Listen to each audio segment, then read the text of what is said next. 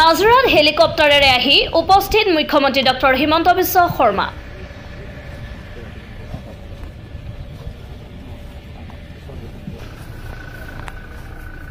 এতিয়া আমি কলৈকে যাম?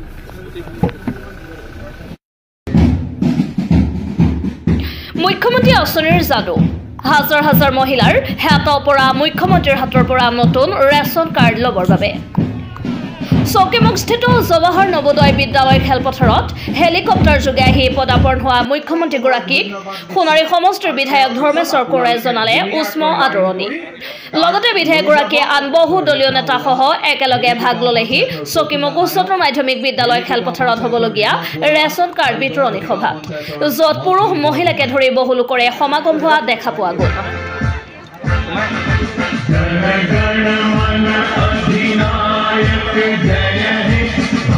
ৰেচন কাৰ্ড বিতৰণ সভাখনিত সমূহ হিতাধিকাৰী, দলীয় কাৰ্যকৰ্তা আৰু শুভাকাংক্ষী ৰাইজৰ উপস্থিতিয়ে কংগ্ৰেছৰ দখলত থকা নাজৰা সমষ্টিৰ ভেটি কপোৱা পৰিলক্ষিত হ'ল।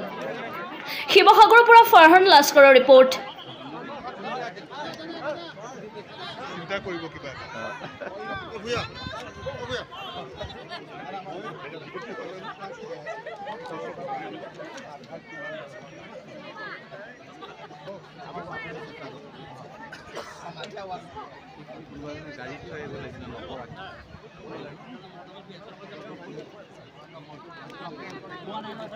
একদম 22 তাৰিখে যেতিয়া ৰাম মন্দিৰৰ অযোধ্যাত হৈ আছিল, কোনে কোনে টিভিত চালে?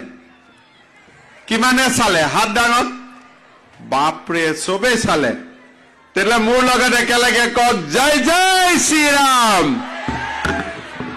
বহুত বহুত ধন্যবাদ। আপোনালোক বহক।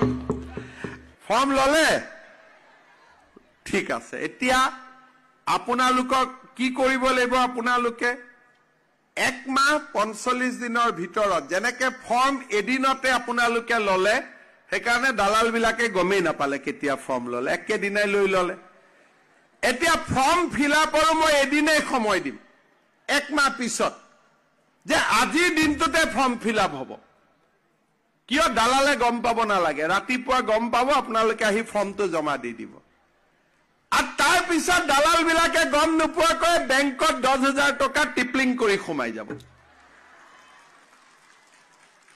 এই 10,000 টকা যেতিয়া আপোনালোকে ভাল কৰি খৰচ কৰিব, তেতিয়া মই বেংকক কম যে আপোনালোকে 12,500 টকা আই মাতৃসকলক লোন দিয়ক, আৰু নতুনকৈ 12,500 টকা মই আপোনালোকক আকৌ বিনামূলীয়াকৈ বেংকৰ একাউণ্টত দি দিম। তাৰমানে 25,000 হৈ গ'ল। 10,000, 10ৰ লগত 25, 35, এনেকে আমি গৈ গৈ আপোনালোকে উপাৰ্জন কৰিব লাগিব। আৰু লাষ্টত আপোনালোকৰ নামটো হ'ব লাখপতি বাইদেউ, তাৰমানে 1 লাখ টকাৰ উপাৰ্জন হ'ব। বুজি পালে নে এতিয়া লাখপতি বাইদেউ বুলি ক'লে? যিসকলে বুজি পালে জোৰ কৰি হাত চাপৰিব যাওক। বা নাজিৰাত মানুহে ফটক কৰি বুজি পায়।